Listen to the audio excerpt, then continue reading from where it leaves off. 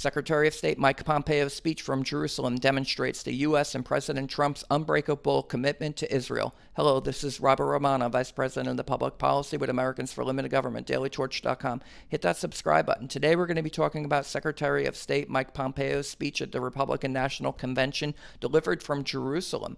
It really underscores that U.S. policy has truly changed under President Trump's leadership. He's moved the U.S. Embassy to Jerusalem, the rightful capital of Israel. And this is a dramatic shift. It's decades overdue. Congress passed a law in 1995 saying that the embassy should be moved no later than 1999. And presidents just kept on signing waivers. Well, President Trump, he's the one who finally followed U.S. law and got the embassy moved to Jerusalem where it belongs.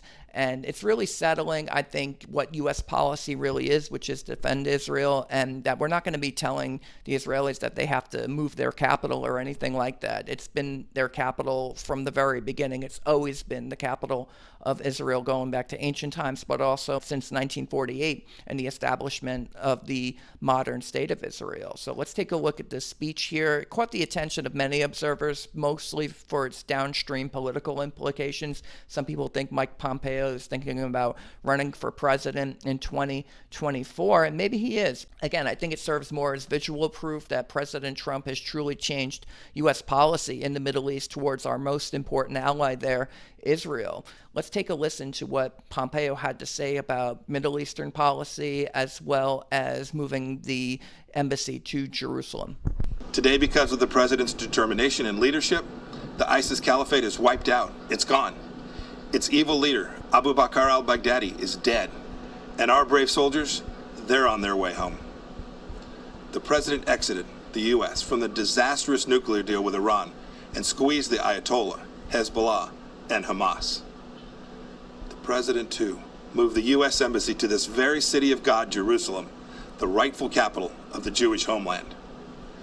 And just 2 weeks ago, the president brokered a historic peace deal between Israel and the United Arab Emirates. This is a deal that our grandchildren will read about in their history books.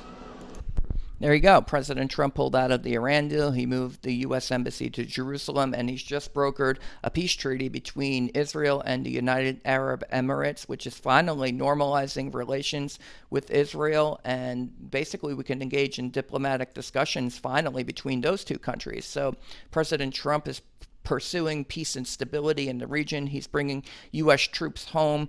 The ISIS caliphate is dead, and so forth. I think that President Trump has been a truly historic president for these policies. After almost 2 decades of warfare in the region, we're actually pulling back, and we're going to actually focus on diplomacy for a change. That's what President Trump promised to do.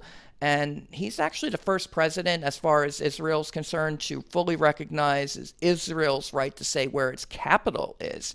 He moved the embassy to Jerusalem. And again, this was Jerusalem Embassy Act of 1995. It's been the law since 1995 that the embassy was supposed to be moved.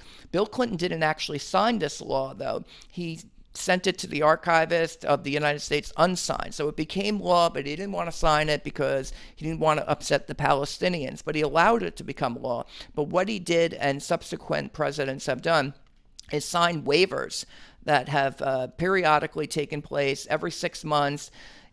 Bill Clinton signed the waivers, George W. Bush signed the waivers, Barack Obama signed the waivers, even President Trump signed the waivers until 2018 when he moved the embassy. And it's just a great, I think, statement towards the Israelis that we recognize that you're our sovereign state, that you're allowed to say where your capital is. And it's just a really dramatic shift of policy. And here's a quote from Adam Milstein, co-founder and former chairman of the Israeli-American Council. Quote, Secretary Pompeo's speech from Jerusalem underscores a critical truth. President Trump has been a tremendous friend of Israel. He has kept his promises, including advancing peace in the Middle East and moving the U.S. Embassy to Jerusalem. And this is a turning point in U.S. policy. Jerusalem has always been the capital of Israel. This is from the Israeli Ministry of Foreign Affairs. With the establishment of the State of Israel in 1948, Jerusalem once again became the capital of a sovereign Jewish state. Throughout the millennia of its existence, Jerusalem has never been the capital of any other sovereign nation. Jerusalem has stood at the center of Jewish people's national and spiritual life since King David made it the capital of his kingdom in 1003 BCE. And then fast forwarding to 1948 to 1967, Jerusalem was a city divided as a result of war thrust upon her. For 19 years, concrete walls and barbed wire sealed off one part of the city from the other. Its eastern section, including the Old City, was annexed by Jordan and ruled from its capital, Amman.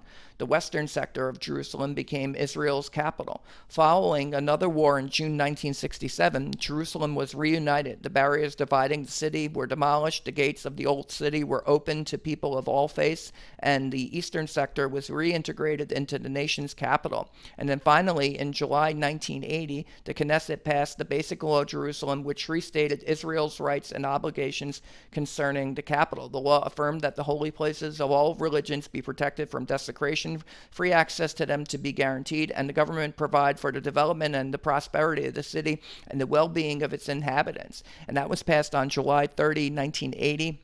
Again, Jerusalem has been the unified capital of Israel for over 40 years now, and President Trump was the first president to recognize that fact.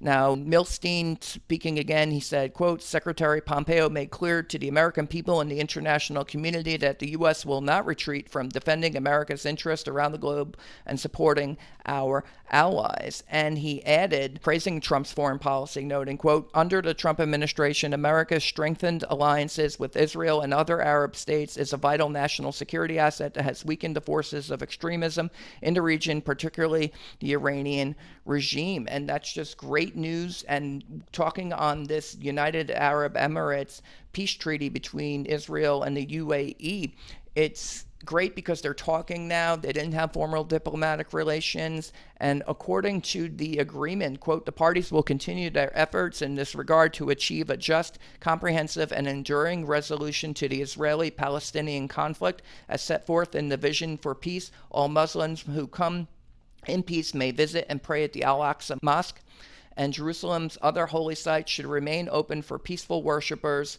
of all faiths. And so that's also great news because although they're talking, the UAE is not going to be moving its embassy to Jerusalem, at least not immediately. They're going to still want to discuss that, but at least they're talking. Not since Israel and Egypt signed a peace treaty in 1979 have presidents been all that successful at restoring stability, I think, in the region between Israel and her neighbors. Now, President Trump is the one who's making a breakthrough.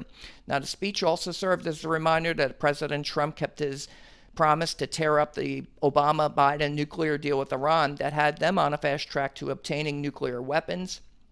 And Pompeo, again, he noted that the president exited from that disastrous deal and squeezed Ayatollah, Hezbollah, and Hamas.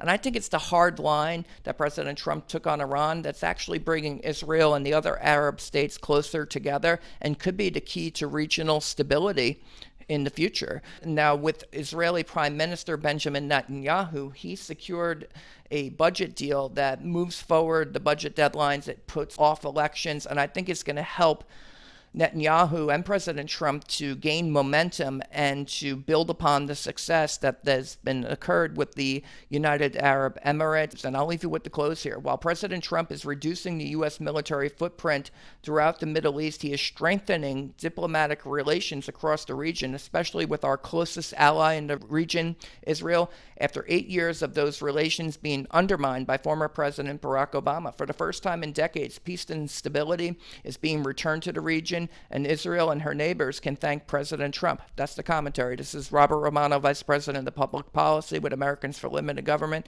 dailytorch.com. Hit that subscribe button, ring the bell for notifications, and have a good day.